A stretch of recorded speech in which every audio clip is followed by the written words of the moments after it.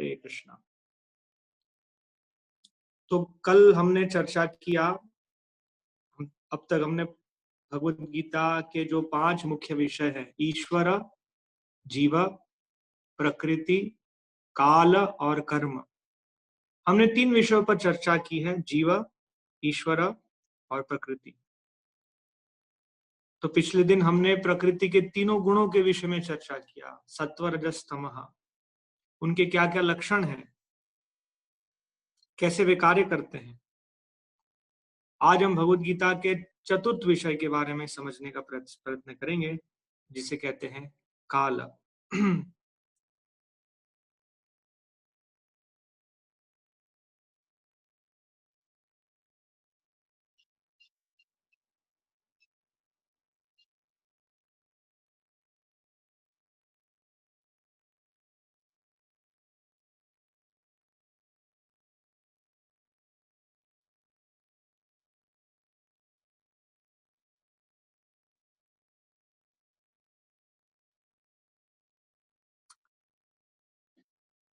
भगवत गीता में भगवान बताते हैं कि मैं ही काल हूं, सब कुछ विनष्ट करने वाला काल। तो हम देखते हैं कि काल भगवान की एक अभिव्यक्ति है जो सबको निर्धारित करती है, सबको नियंत्रित करती है। कल हमने प्रकृति के तीनों गुणों का वर्णन सुना, सत्व, रजस, तमः। ये तीनों 3 गुण काल के नियंत्रण में कार्य करते हैं। जैसे हम देखते हैं काल के प्रभाव से जब सतोगुण की वृद्धि होती है तो सतयुग, और फिर क्रमशः रजोगुण की वृद्धि होती है, और अंततोगत्वा जहां पर तमोगुण प्रधान हो जाता है तो ये कलयुग। इस प्रकार से 4 युग, सत्व, त्रेता, द्वापर, कली, काल के प्रभाव में गुणों के परिवर्तन से प्रकट होते हैं। हमारा जो दिन है वो भी हम देखते हैं, प्रातः सतोगुण प्रधान रहता है और काल के प्रभाव से गुणों में परिवर्तन होता है, क्रमशः रजोगुण की वृद्धि, और संध्या, शाम की संध्या के बाद तमोगुण की वृद्धि अर्थात रात्रि अवस्था। तो हम यहाँ भगवत गीता के माध्यम से और श्रीमद् भागवतम के माध्यम से भगवान अपनी अभिव्यक्ति काल के विषय में क्या कह रहे हैं, इसे देखने का प्रयत्न करेंगे।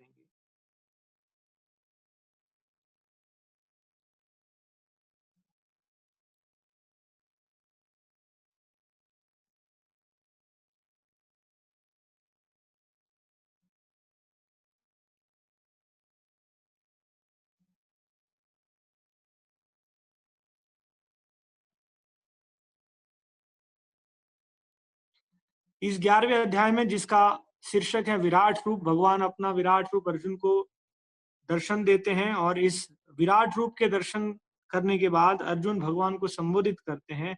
यहाँ भगवान अर्जुन को उद्घोषणा करते हैं, कालोस्मि लोक क्षयकृत प्रवृद्धो लोकान समाहर तुम इह प्रवृत्तः ऋतेपि त्वाम न भविष्यन्ति सर्वे येव स्थिता प्रत्यनीकेषु योधाः। भगवान ने कहा, समस्त जगतों को विनष्ट करने वाला काल मैं हूं, और मैं यहाँ समस्त लोगों का विनाश करने के लिए आया हूं। तुम्हारे अर्थात पांडवों के सिवा दोनों पक्षों के सारे योद्धा मारे जाएंगे। यहाँ भगवान कहते हैं, यद्यपि अर्जुन जानता था कि कृष्ण उसके मित्र तथा भगवान है, तो भी वह कृष्ण के विविध रूपों को देखकर चकित हुआ। तो यहाँ भगवान बता रहे हैं कि इस प्रकार से वे सबका विनाश करने वाले हैं। काल के अंतर्गत सबका नाश होता है। हम जैसे साधारण जीव जिन्होंने देह धारण किया है, और उन्नत लोकों में रहने वाले निवासी जन अर्थात देवगण, यहाँ तक कि ब्रह्मा जी सभी काल चक्र से प्रभावित होते हैं। ये काल चक्री गणना सूर्य की गतिविधियों पर निर्भर है। ये सब श्रीमद् भागवतम में वर्णन है, तृतीय स्कंद में और अन्य अन्य स्थानों पर। तो यहाँ हम देखेंगे भगवत गीता में भगवान जो काल की अवधि है इसके बारे में क्या कहते हैं। 8वां अध्याय भगवत गीता के, वहां भगवान कहते हैं कि हमारा जीवन कितना छोटा है और ब्रह्मा जी का जीवन वास्तव में कितना बड़ा है। काल की अवधि क्या है, तो हम ये भगवद गीता के 8वें अध्याय से समझने का प्रयत्न करेंगे।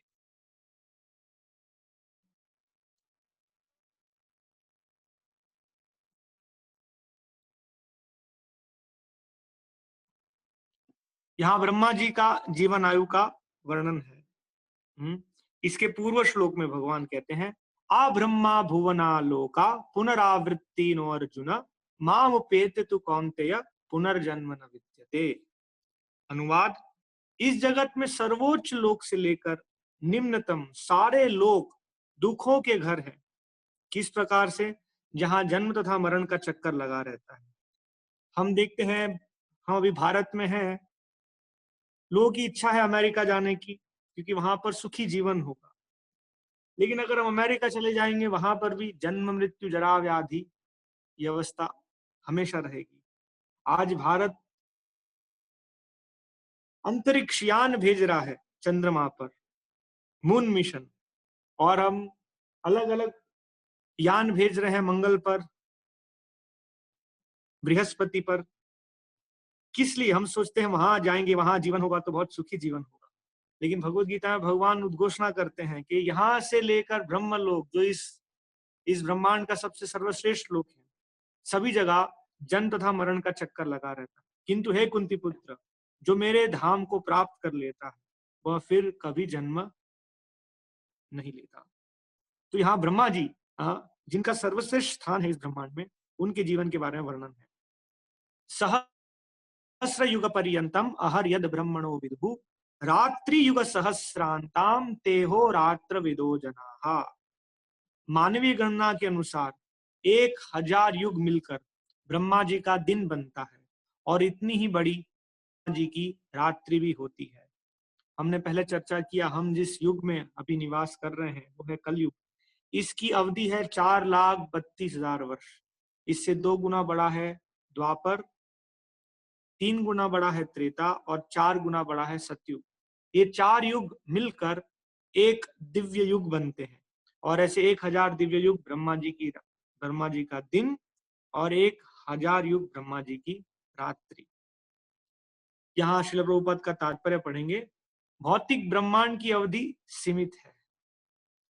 ब्रह्मांड का जीवन या ब्रह्मांड की आयु बहुत बड़ी है, लेकिन फिर भी सीमित है। यह कल्पों के चक्र रूप में प्रकट होती है। यह कल्प अर्थात ब्रह्मा का एक दिन है, जिसमें चतुर्युग सत्य, त्रेता, द्वापर तथा कली के 1000 चक्र होते हैं। सत्युग में सदाचार, ज्ञान तथा धर्म का बोलबाला रहता है, और अज्ञान तथा पाप का एक तरह से नितांत अभाव होता है। यह युग 17,28,000 वर्षों तक चलता है। त्रेता युग में पापों का प्रारंभ होता है, और यह युग 12,96,000 वर्षों तक चलता है। द्वापर युग में सदाचार तथा धर्म का ह्रास होता है और पाप बढ़ते हैं। यह युग 8,64,000 वर्षों तक चलता है। सबसे अंत में कलयुग, जिसमें हम विगत 5,000 वर्षों से भोग रहे हैं, आता है, जिसमें कलह, अज्ञान, अधर्म तथा पाप का प्राधान्य रहता है, और सदाचार का प्राय लोप हो जाता है। यह युग 4,32,000 वर्षों तक चलता है। इस युग में पाप यहाँ तक बढ़ जाते हैं कि इस युग के अंत में भगवान स्वयं कल की अवतार धारण करते हैं, असुरों का संहार करते हैं, भक्तों की रक्षा करते हैं, और दूसरे सतयुग का शुभारंभ होता है। इस तरह यह क्रिया निरंतर चलती रहती है। इसे भगवान आगे कहते हैं, भूत्वा भूत्वा प्रलीयते। ये काल चक्र है। आधुनिक विज्ञान में हम देखते हैं जो समय है उसको लीनियर, मतलब हम देखते हैं आदि और अंत, ये एक लाइन की तरह है, एक रेखा की तरह। लेकिन वैदिक गणना के अनुसार समय नित्य है, और उसका चक्र है साइक्लिक। सत्य, त्रेता, द्वापर, कली, पुनः सत्य, त्रेता, द्वापर, कली। इस प्रकार से सृष्टि का उदय होना, सृष्टि का पालन होना, सृष्टि का विनाश होना, पुनः सृष्टि की उत्पत्ति होना, इस प्रकार से चक्र में समय कार्य करता है। ये चारों युग एक सहस्र चक्र कर लेने पर ब्रह्मा के एक दिन के तुल्य होते हैं। इतने ही वर्षों की उनकी रात्रि होती है। ब्रह्मा के ये 100 वर्ष गणना के अनुसार पृथ्वी के इतने सारे वर्ष के तुल्य है। इन गणनाओं में ब्रह्मा की आयु अत्यंत विचित्र तथा न समाप्त होने वाली लगती है, किंतु नित्यता की सृष्टि की दृष्टि से यह बिजली की चमक जैसी अल्प है। हम देखते हैं हमारी आंख, इसे कहते हैं क्या कहेंगे, फ्लैशिंग ऑफ एन आई, आंख का हम जब आंख बंद करते हैं और खोलते हैं कितना छोटा सा अवधि है, ऐसा हमारा जीवन आयु है, ऐसा ही ब्रह्मा जी का जीवन आयु है। कारणार्णव में असंख्य ब्रह्मा अटलांटिक सागर में पानी के बुलबुलों के समान प्रकट होते और लोप होते रहते हैं। ब्रह्मा तथा उनकी सृष्टि भौतिक ब्रह्मांड के अंग है, फल स्वरूप निरंतर परिवर्तित होती है।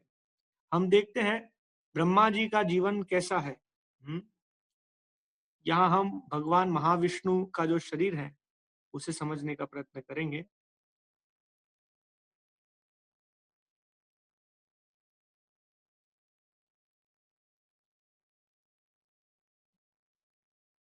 ये भगवान महाविष्णु है। भगवान महाविष्णु जब श्वास बाहर निकालते हैं, निश्वास, यस्य निश्वसित कालम अथावदम्य जीवंती लोम विलजा जगदंडनाथा, तो ये ब्रह्मांडों की सृष्टि होती है और ब्रह्मा जी की उत्पत्ति होती है। तो ब्रह्मा जी का इतना बड़ा आयु भगवान के निश्वास के समान यहाँ वर्णित है। इस भौतिक ब्रह्मांड में ब्रह्मा भी जन्म, जरा, रोग और मरण की क्रिया से अछूते नहीं है, किंतु चूंकि ब्रह्मा इस ब्रह्मांड की व्यवस्था करते हैं, इसलिए वे भगवान की प्रत्यक्ष सेवा में लगे रहते हैं। फलस्वरूप उन्हें तुरंत मुक्ति प्राप्त हो जाती है। यहाँ तक कि सिद्ध सन्यासियों को भी ब्रह्मलोक भेजा जाता है, जो इस ब्रह्मांड का सर्वोच्च लोक है, किंतु काल क्रम से ब्रह्मा तथा ब्रह्मलोक के सारे निवासी प्रकृति के नियम अनुसार मरणशील होते हैं।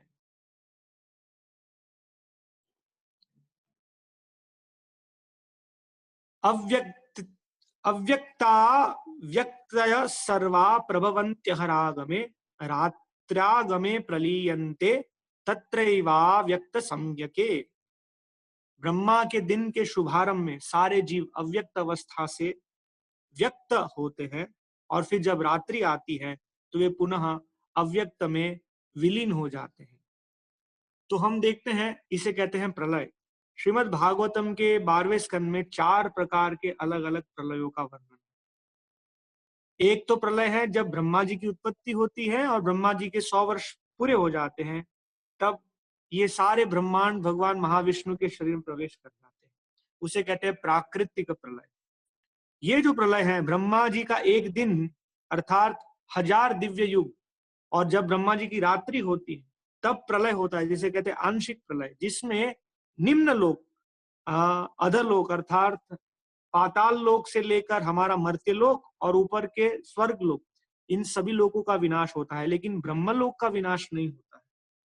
इसे कहते हैं नैमित्तिक प्रलय। इस प्रकार के अलग अलग प्रलयों का वर्णन है। और एक प्रलय जो नित्य हो रहा है, जैसे हमारे जीवन का एक एक क्षण अभी कट रहा है, सूर्य उदय होने से सूर्य अस्त हुआ और हमारे जीवन का बहुत सारा समय चला गया। इसे कहते हैं नित्य प्रलय। इस प्रकार से प्रलय का वर्णन है।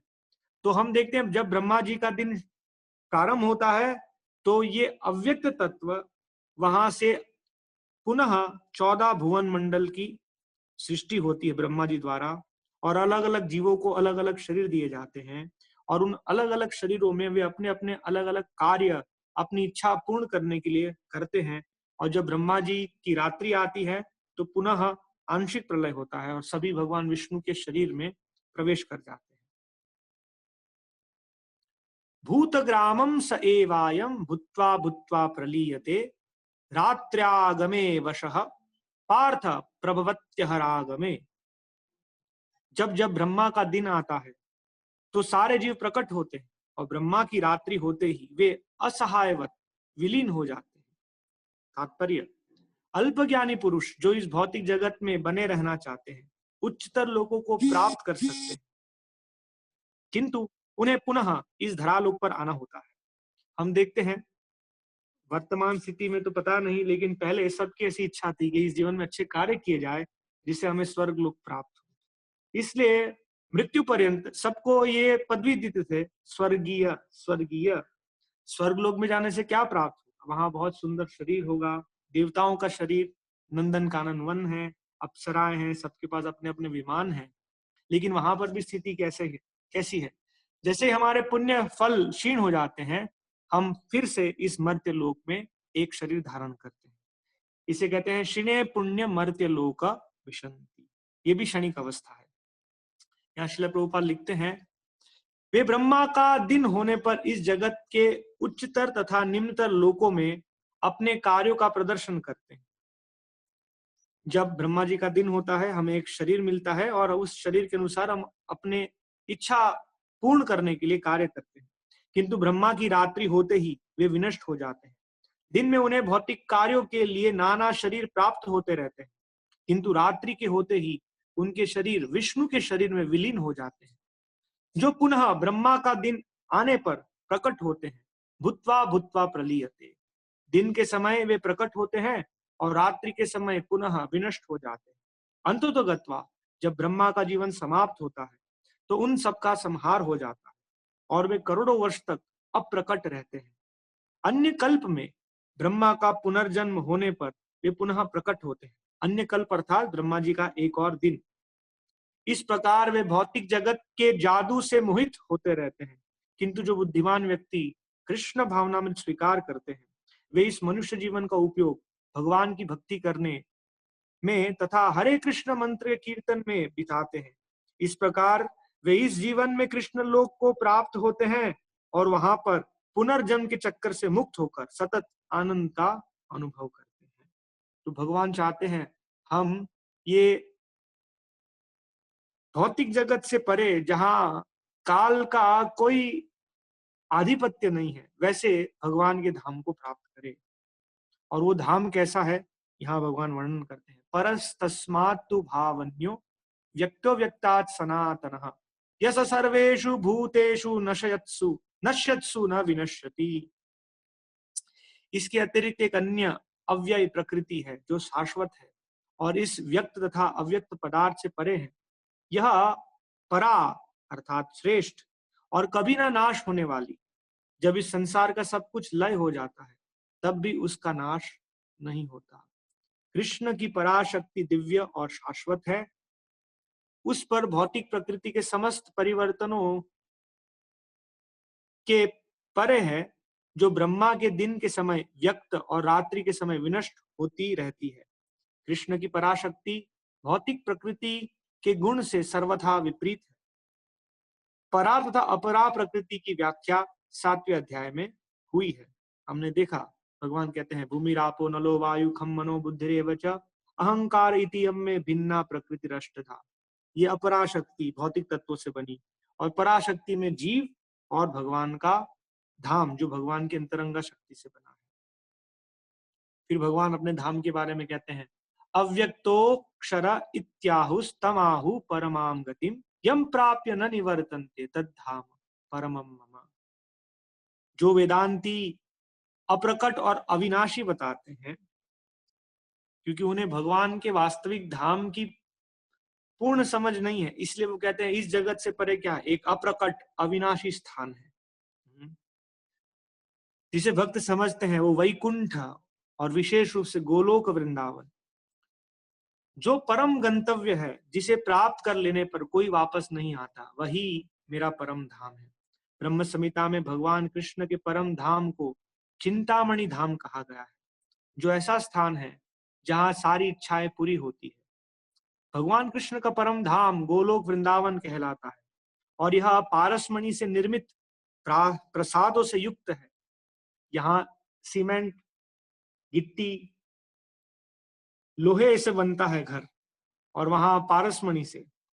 वहां पर वृक्ष भी है जिन्हें कल्पतरु कहा जाता है, जो इच्छा होने पर किसी भी तरह का खाद्य पदार्थ प्रदान करने वाले हैं। वहां गौवे भी है जिन्हें सुरभि गौवे कहा जाता है और वे अनंत दुग्ध देने वाली है।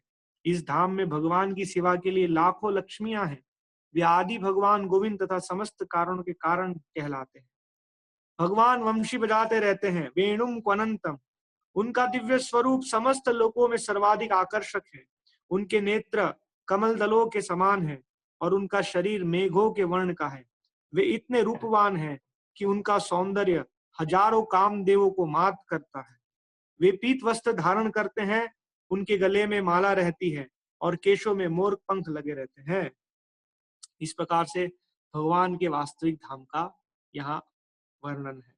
तो भगवान हमें बता रहे हैं कि ब्रह्मा जी का जो जीवन आयु है काल की तुलना से इतना बड़ा है, लेकिन फिर भी वहां पर जन्म मृत्यु जरा व्याधि है।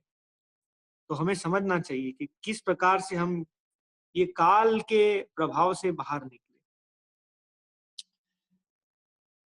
अभी ये जो काल है, ये भौतिक जगत में इसकी गणना कैसे होती है, श्रीमद् भागवतम में वर्णन आता है तीसरे स्कंद के 11वें अध्याय में।